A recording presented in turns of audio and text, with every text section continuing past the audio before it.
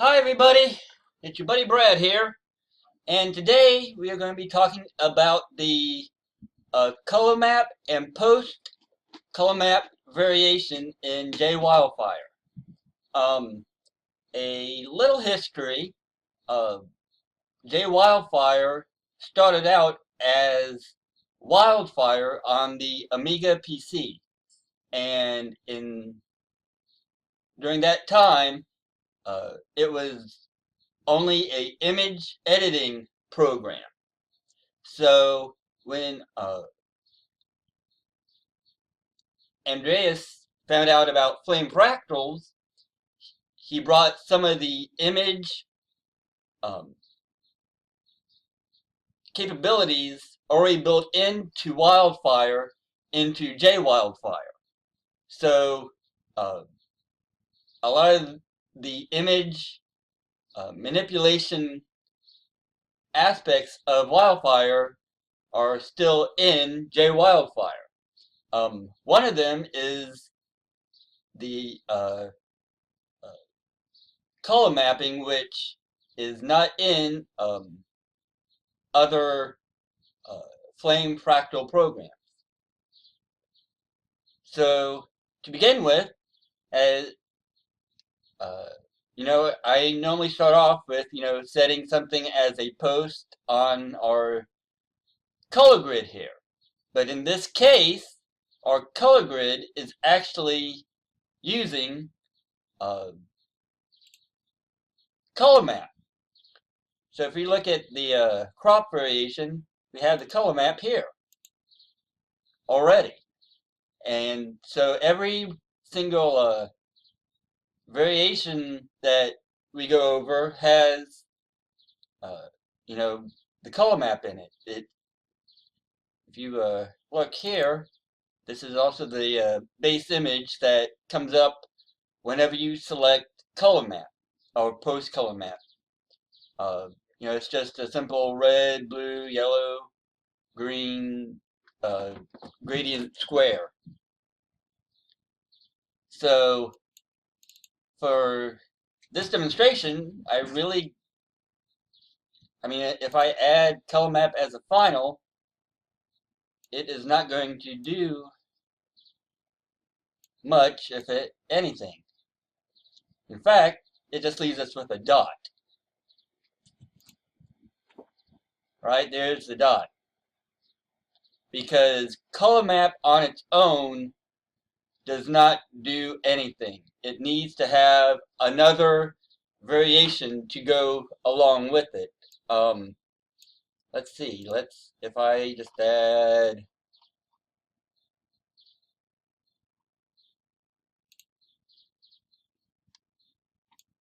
a Julian,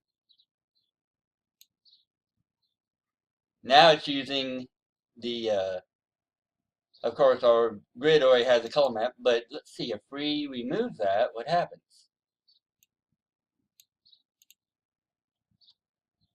One way to remove program variations is you click on it, and you go to the very top, hit the space, and that removes any variation.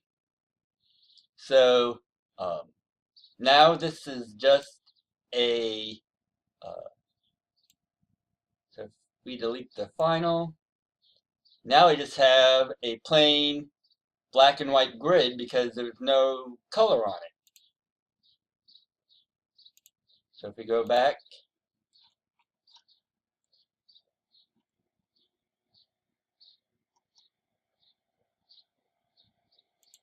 color map, we have nothing. Go to Julian.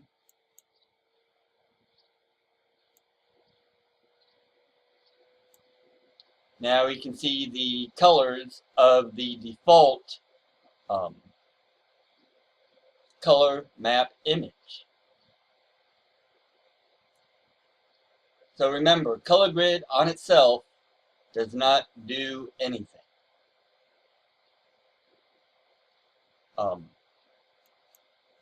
One of the best ways to see how it works, I think, one of the best processes I use is if you just take, here I just have a square on the first variation. On the second variation, I have post color map. I find using post color map a lot more powerful than using color map by itself. That's just my opinion, but it's a lot more versatile using post color map than using color map. So I'm going to be using mostly post color map for this tutorial. So if we look at some of the variations here, if we click, we see image file name, inline image, image description. That basically just says you can add text just for your reference to, you know,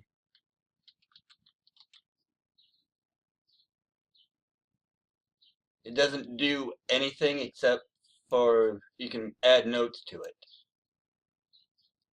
And then if you go back into it, you can see it right there. Inline image is for using color maps in animations, and I will go over that in a little bit here. And image description and image source basically do the same thing, I believe. If you look at some of the other variables here, basically by default the image works as a square. So if we scale it here by half, you see now it's cut to the square in half, and we keep scaling it down, Do the same thing with Y.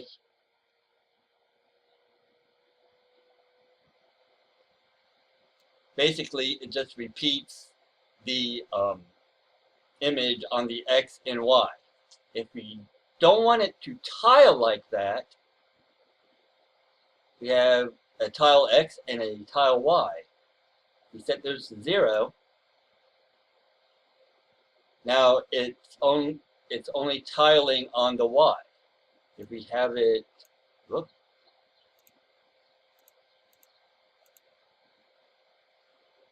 if we have it here, we have both tile X and Y off. We just have one single image.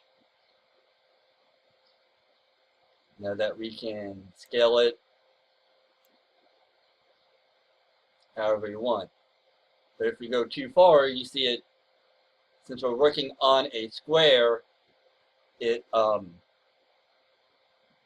it cuts off.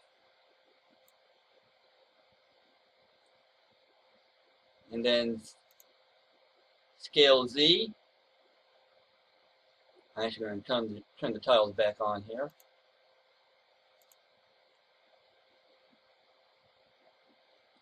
Scale Z, for that to work, you need to adjust the pitch, because it works on the the Z-axis. And as you see, it works off of the depth of the different colors.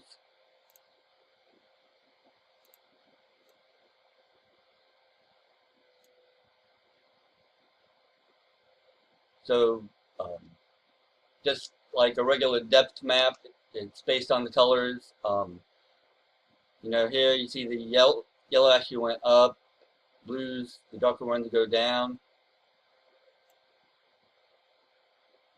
which can be really fun to use when making 3D fractals. Set that back to 0 and reset the pitch.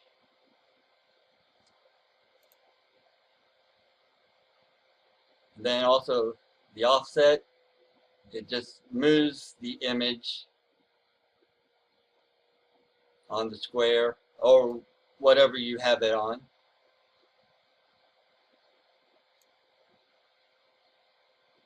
And the same thing with C.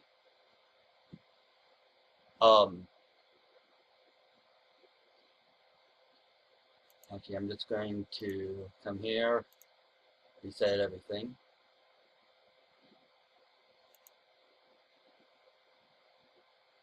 So we're back to all our defaults here. Reset Z, that also works with using the scale Z. DC color, that is the direct color. If you set that to 0, you just wind up with a single color, which kind of, to me, it defeats the purpose of using a color map unless you want to have just one single color on the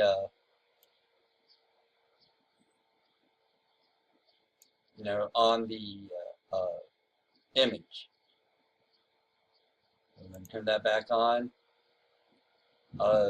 Blending color map, it helps to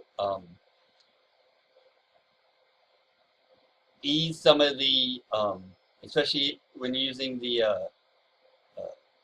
scale Z, it helps to smooth some of the edges and blends the colors better. Now these are the is sequence, and I can't remember what the other two here are. Well, let's try to take a look here.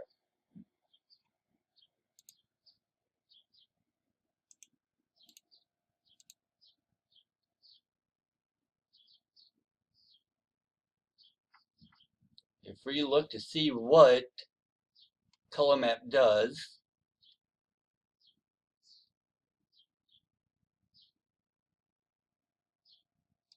yeah.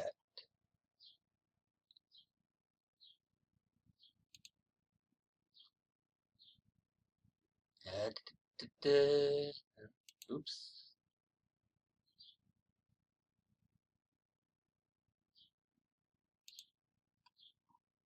Let's give me the variations. Or I mean the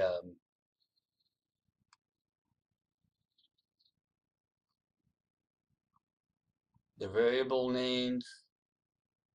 Real crap, I can't find it.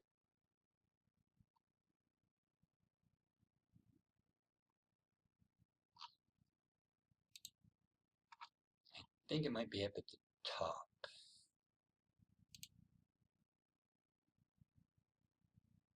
Ah, yeah, here we go. Okay. So the variables are param is sequence. That these three are used for animating a image sequence. So if it isn't a sequence, normally you'll just have this at 0. Start, if you want to start, like if you have 10 images and you want to start it at image 5, you would put set this number to 5 instead of 1. Sequence, what is it? Sequence digits. If your image has, let's say 100 frames in it, you would set that to 3 since it would have, you know, 1, 0, 0, which would be 3 digits. Or, anywhere from 1 to 100, or 1 to 999 would be the 3 digits. But again, I will go over that here in a little bit.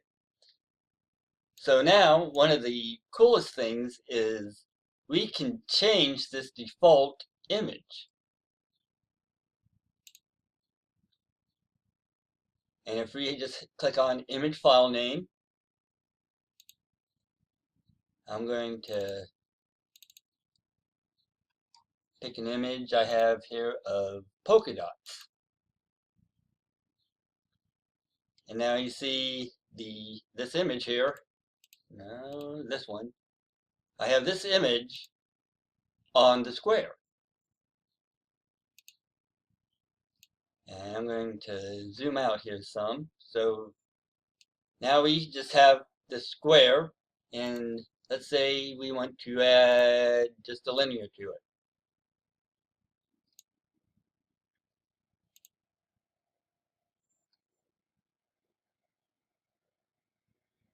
Let me zoom out some more here.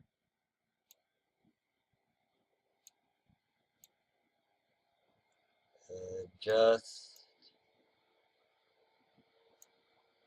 now, if you notice, if you can see, this is our original square, but the linears are taking on the grayscale gradient that we have here. So it's not repeating the colors.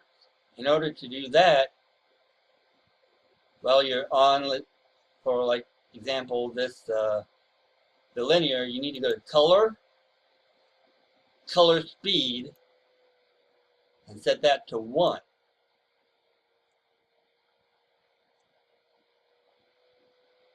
And then it still depends on the gradient. And the best thing to do is just try to find a gradient with the same colors as what you're working on, which can be a little tricky.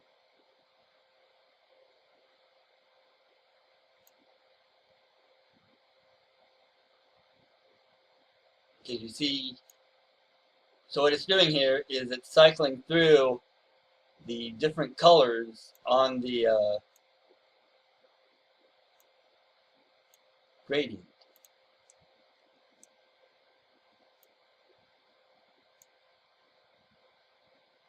Actually, I thought I had, let's see, let's try a white gradient. Nope.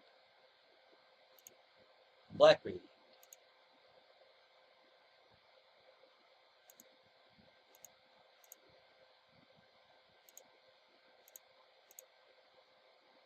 Okay, so I find that this gradient goes pretty well,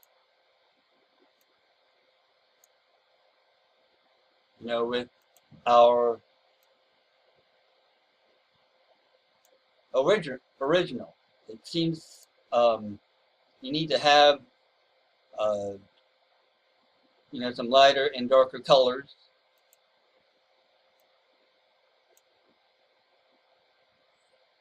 Trying to figure out what color it's actually using, but it's always best to have a speed set at 1.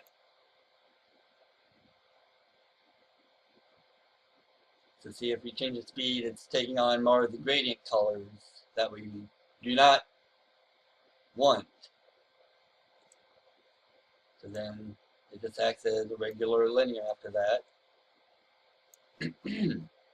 I think we have the repeating square going and going.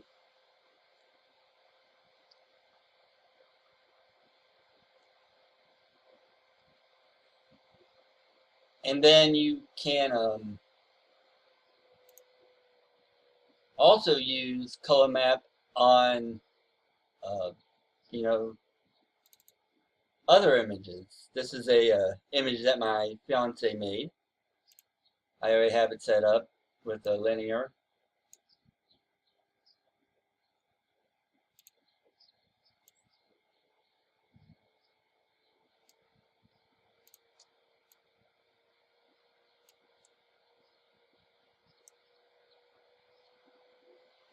And in this example, I found that this grayscale gradient worked best with the image.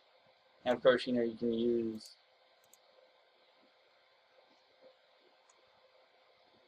any variation.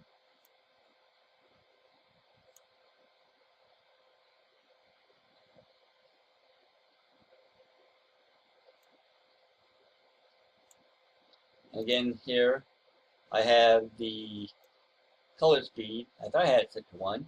Let's set it to 1. And it just has the repeating image coming off of the uh, square. But you can also use it with other shapes. One being a bubble. Here I have just a Julian, power set to 3. And then I have a bubble with pre-blur, a little bit of pre-blur, not much. Then if we add a post color map to that,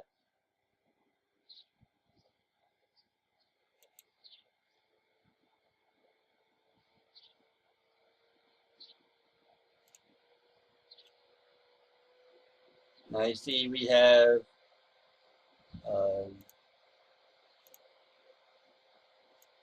set it to 1.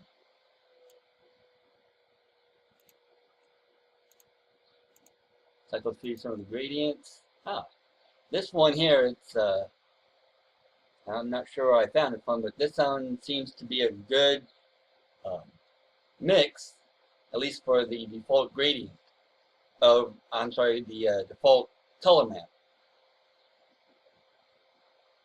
So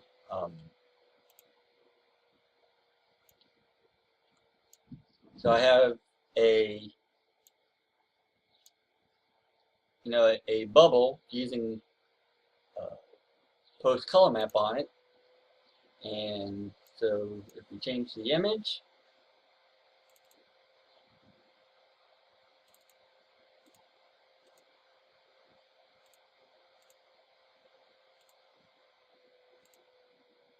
we can have any image we want on that bubble.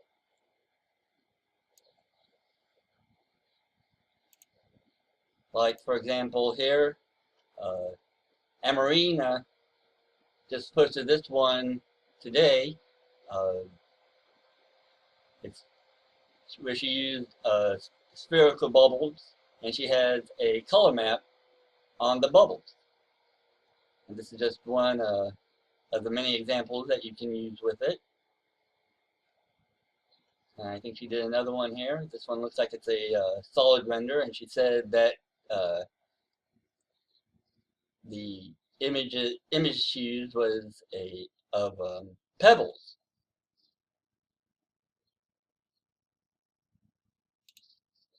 But you can also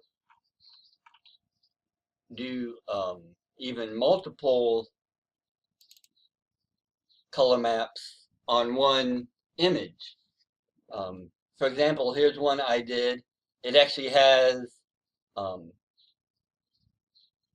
4 squares. Let me see if I can find it without the color maps. So basically this is just squares tiled over and over. But what I did was I put color map, post color map on each of the squares.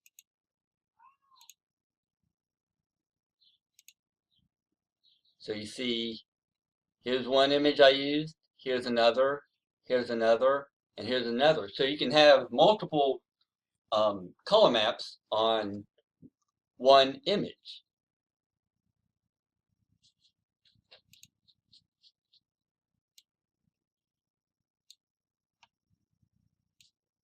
And when using any images, of course, it's best to not,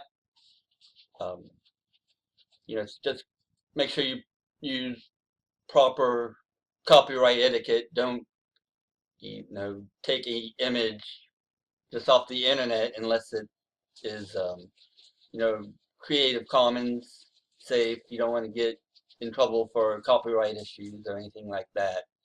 I think at one time, we do have a let's see, Yes, we do have a color map random generator. At one time, it pulled from some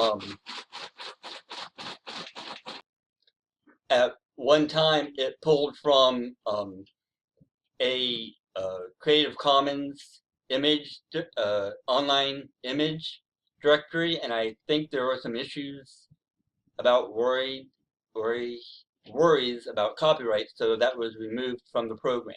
But at one time, you could do that. And I also think if you go into preferences for the random,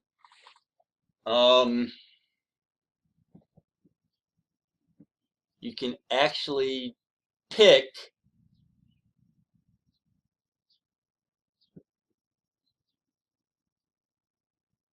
Give me just 1 second here.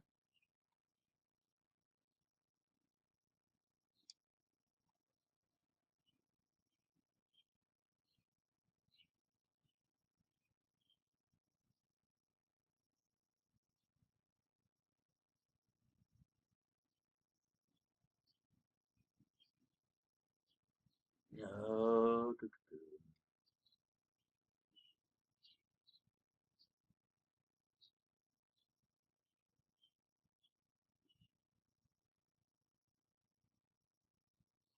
I'm trying to find the preference that when you run the random generator, it actually can pull from a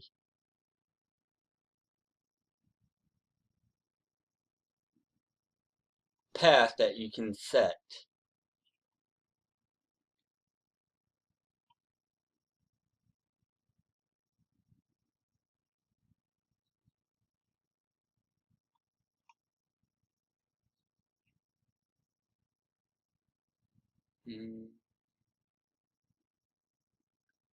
I cannot seem to find it right now.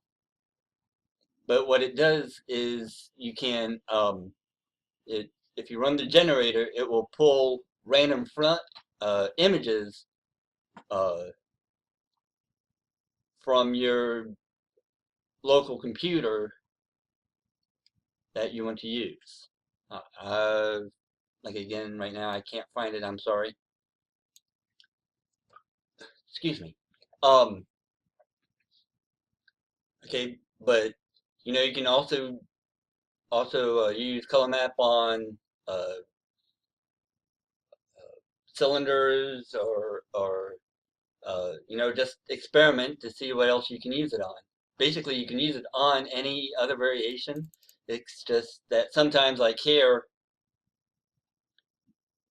it may not work like you expect it to. Here, I just have two linears with the same image, and it even though you rotate the triangles, it doesn't rotate the image. You see, as I am rotating the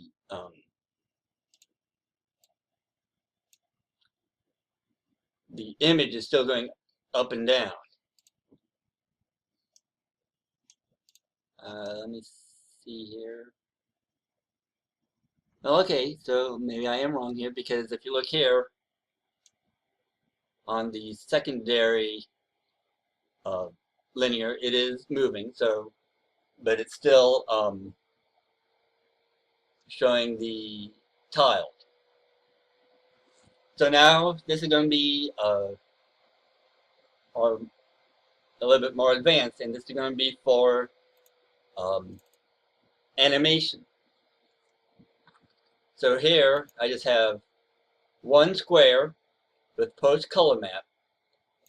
I selected inline images, and I used this folder here. So I have uh, numbers 1 through 10, and I think I have it, yeah, 3 times. 1 through 10, 3 times, so it's a total of 30 images. So if you look at our other settings, I have is sequence set to 1 because it is using the image sequence. And sequence start, I want it to start at the first one. Okay, let's just try changing this to 5. If you see, now the image, it's using the 5th, it's starting at the 5th image here. And I found that they have to be numbered with 0, 1. You can't have you know, like on some animations,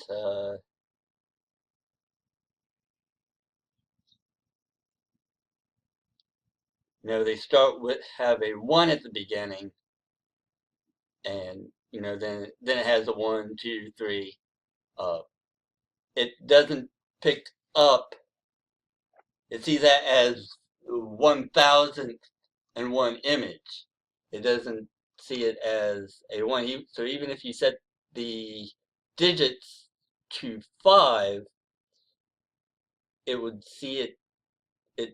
The 1. It doesn't read it right, so you'd actually have to rename it 00001.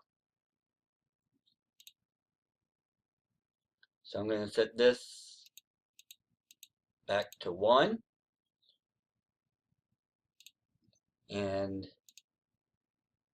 I'm only using 2 digits because I'm only going up to 30 here. And here's the trick: is you have to enable the animation control, and if we move it, it's going through the frames. So there's the 10th frame, which it shows 10. You keep going up. Frame 20, we have 10 again. 1, 2, 3, 4, 5, 6, 7, 8, 9, 10. And since we only have 30 images, if we go up to 31, it gives us our default color map. And if we go up more, it stops.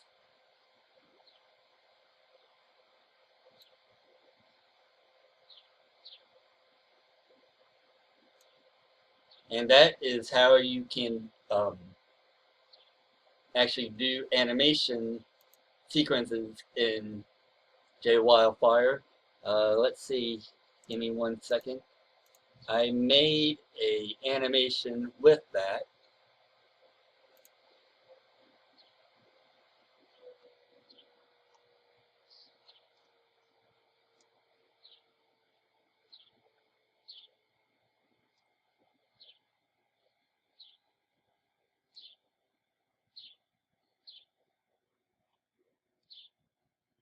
I had to pull it up earlier, sorry.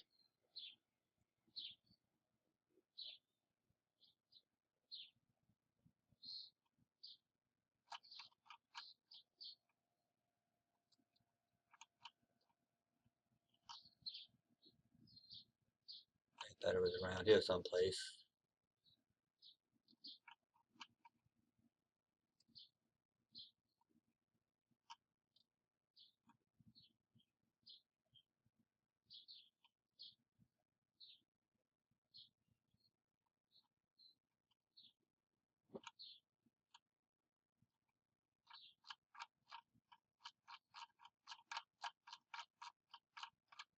Let's see if I can find.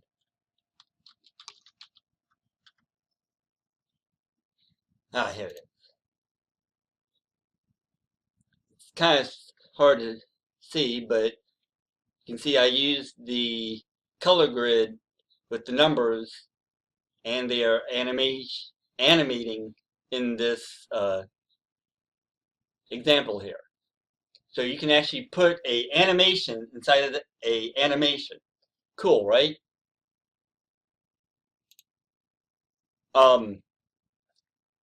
And I think that is about uh, all I have to say about Colormap for now. Uh, Go out, explore, uh, see what you can do, see what else it works on, what it doesn't work on, and you know, just have fun with it. Till next time, talk to you later. Bye.